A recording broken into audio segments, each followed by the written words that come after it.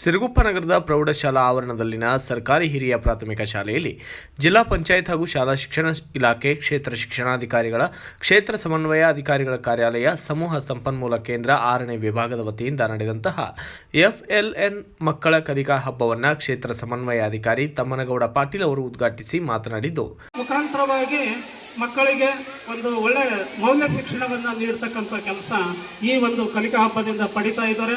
ಜೊತೆಗೆ ಮಕ್ಕಳಲ್ಲಿ ರಸಪ್ರಶ್ನೆ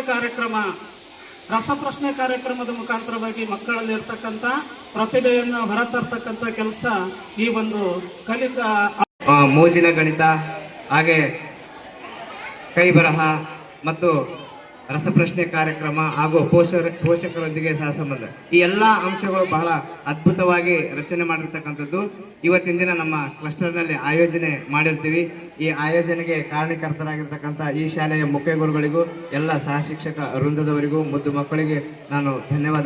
ಇದೇ ಸಂದರ್ಭದಲ್ಲಿ ಜಿಲ್ಲಾ ಶಿಕ್ಷಣ ಮತ್ತು ತರಬೇತಿ ಸಂಸ್ಥೆಯ ಉಪನ್ಯಾಸಕ HK ಪಾಂಡು, ಕ್ಷೇತ್ರ ಶಿಕ್ಷಣಾಧಿಕಾರಿ ಗೂರಪ್ಪ ಅವರು ಕಾರ್ಯಕ್ರಮದಲ್ಲಿ ಮಕ್ಕಳ ಸಾಮರ್ಥ್ಯವನ್ನು ವೀಕ್ಷಣೆ ಮಾಡಿದ್ದಾರೆ.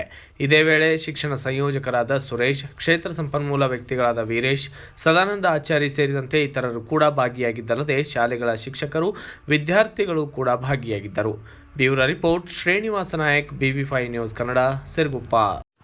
Thanks for watching. Read, discuss and debate with editor Dr. Yan Prashant Rao. Wanted reporters in print, digital and visual media for Bharat Vaibhav Daily Newspaper, BV News 5 Channel and BV Fast Web News from all the talukas of Karnataka, Goa and Maharashtra. If interested, send your resume to 9019229369.